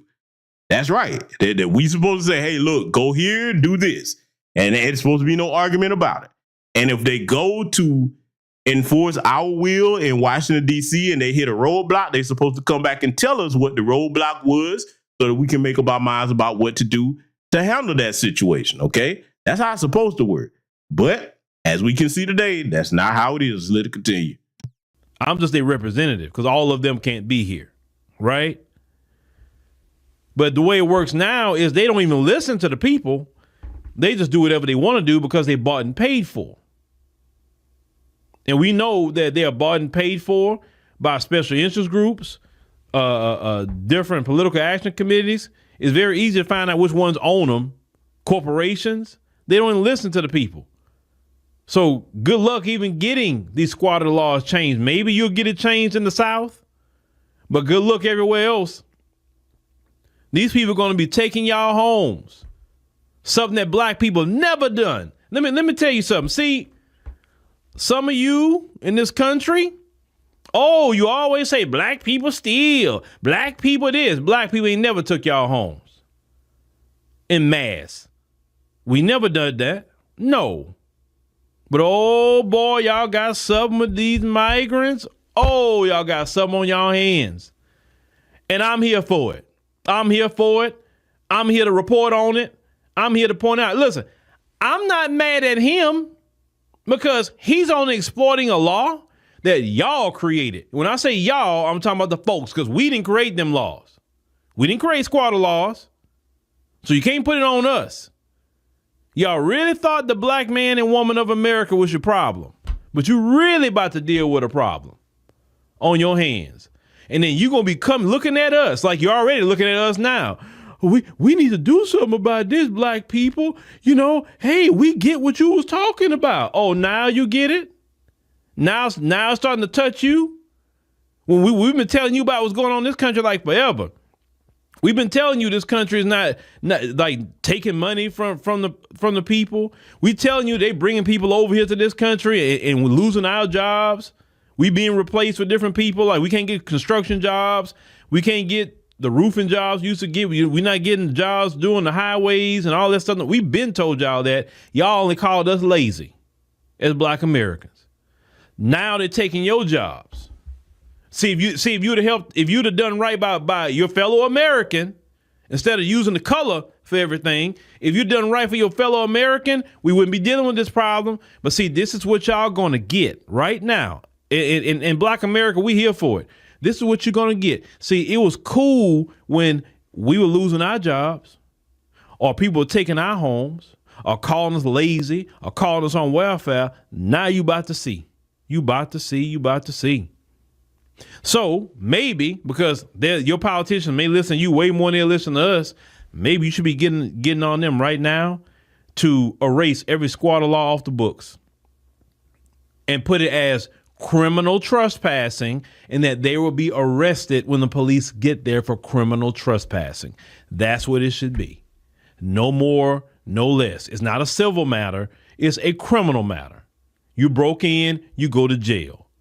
Because like that woman that was trying to remove a squatter off of her property, and the police said, well, it's a civil matter. It's not no civil matter. It is a criminal matter because I didn't say that they could be here. Let me tell y'all what I would add to what Brother Phil is saying, because I'm in 100% agreement with what he's saying as far as us getting these laws updated. Them folks need to handle that because, like I said, they got more pull with their politicians than us, but that's okay. We're going to do what we can on our end. Here's what I would add to it. And this is something I hope Trump does if he gets back in office. See, I'll tell you what a solution should be. If you're not going to cut all the aid off completely that's going to all these foreign countries, especially Mexico, just letting all these illegal aliens up here. Okay, cool. Every crime that they commit, in addition to deporting them, we're going to subtract that in the millions from your aid money. Oh, that's right. I'm talking about each head that commit a crime. Oh, yeah, that's about 3 million we got to subtract. Every crime that they commit, come out your aid money, okay? Because I'd rather be cut off altogether. That's really our reparations money. But if you're not going to cut it off altogether, what y'all think about that, family? Every one of them that they catch, hey, let's just subtract that from their aid money that you're getting. What y'all think about that idea? Tell me. Huh? Or, hey, does that sound like something y'all would agree with? If they're not going to just cut it off altogether, each one of them that they catch doing a crime, hey, that in Mexico, guess what, buddy? Bad news for you. One of your illegal migrants up here that wasn't supposed to be in my country, they committed a crime. So yeah, I got to take that $3 million out your budget, buddy. Yeah, pal. Yeah, that's gonna be some aid you're not getting. See, I'm telling you, man, I'm not playing no games with them with it, man. This is a problem, man, that needs to be taken seriously. And this treasonous, treacherous president, Jim Crow Joe Biden, him and the Democrats are to blame for it. So let it continue. So tell your people to change those laws, because this man here and all his other friends, they come into a home near you. So the Democrats went from asking you to let them move in your house to now they're going to take your house. How about that? Boy, America's getting very interesting, isn't it, ladies and gentlemen? It's getting very, very interesting. And it's not our job as black Americans to save nobody. We don't get with no Democrat. We don't get no Republican Party. We only align with our community, black empowerment, independence. That's it. Because Democrats have been a part of this and Republicans have been a part of this too. Both parties. That's why I don't really separate y'all, because y'all on the same team. It's not like it's a difference with y'all. It's not. But let's see if they're going to change these laws. Because I guarantee you, let me tell you something else before I wrap up. If black Americans in mass were doing this, I'm going to create, man, I'm about to create a business and we gonna be squatting out here, man. We gotta get this bag, man. I guarantee you the FBI and everything else will be on black people. Quick. They'll make a anti-squatting law on a federal level if we did it. But let's see what these other people do it. Because, they don't look at them like they look at us. And look at their response to this. Because, good and well, if black people were doing it, they'll be showing up to them homes, guns blazing. They wouldn't be talking about it's a civil matter. Oh, no, they wouldn't be saying that if it was us. Just watch their response, y'all. Watch. Because we know this country is built and maintained on anti-black racism. He's 1,000% correct on that, family. So I hope that y'all got everything that you needed to get from this broadcast here tonight, because, see, I put it together in the format that I did for a reason. Not only to give you ammunition to shut down these goofballs talking about black on black crime, but to bring you up to speed on some of their degenerate culture practices, okay, especially with the ages of consent. Absolutely disgusting. And these people have the nerve to criticize us, right on down to this illegal immigration alien problem that we're having in this country, thanks to Jim Crow, Joe Biden, Democrats. And like Brother Phil said, there are Republicans that are complicit in it because they're trying to exploit that cheap labor. See, white supremacist greed is going to be the undoing of this nation. But like Brother Phil said, we can't put the capes on for them, because look how they treated us. Until they pay reparations and give us an anti-black hate crime bill, they can't ask us for nothing. We taxing. Just like you don't work for free, you don't vote for free, family. So with that said, do what you need to do to secure and take care of your family. Make sure that you got your head on the swivel during this month of April, because it's Hitler's birthday. White supremacists get bold and try to commit all types of crimes against black people. They ain't gonna go after these illegal aliens, but they got their eye on the black people. But that's okay. We all we got, we all we need, and we're gonna protect each other. With that said, salute to you all. Thank you to everybody that contributed to the broadcast tonight. Or if you contribute to it after the broadcast, that is appreciated very well. I will put your names on the community tab, as is the custom over here. Be looking out for a new Children of the Chalk series and other upcoming live streams that we have to touch on. Very important subject matter coming up. And yes, I am going to be getting on Emmanuel de Sambo Ocho's case. So with that said, salute to y'all, Black first, and I will see you all in future content. This is the 50th anniversary of hip-hop, and we still have a lot of discrepancies as far as the origins of hip-hop, a lot of claims, who did what, who was the first this, who was the this and that, and such. But at the end of the day, we need a definitive story, all right? And that story can only be told by the founders of this culture. Like, everything was being driven and influenced by young, black, American culture. Like the slang, the style of dress, the initial music that we chose. Look at all the boroughs. You got, Money Making Manhattan and Money Earning Mount Vernon and Crooklyn. The Bronx was the boogie down Bronx. We was partying up there. I am Coke LaRock, the first MC of hip hop. First cat to pick the mic up. I introduced rapping to the turntable because when I came with it, nobody in the world was doing it. I'm right after Rudy Ray Moore. They want to come in the mix. They want to say, we started. No, you didn't. No, you didn't. No, you didn't. What came to be known as hip hop was solely an African-American creation. What would you get out of some Jamaican toast? What is that? I've never heard of a rapper use a Jamaican toast or a Jamaican fleur as a rhyme. I never heard of it, and I don't know where that myth came from.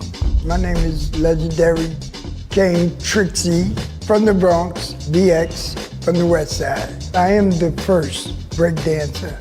That narrative that hip-hop has had 3 founding fathers, that's been rolling for the last almost 30 years, which isn't true. You don't have just 3 people who created hip-hop. Hip-hop was created by a number of different people. I am the grandfather, the godfather of the graffiti culture.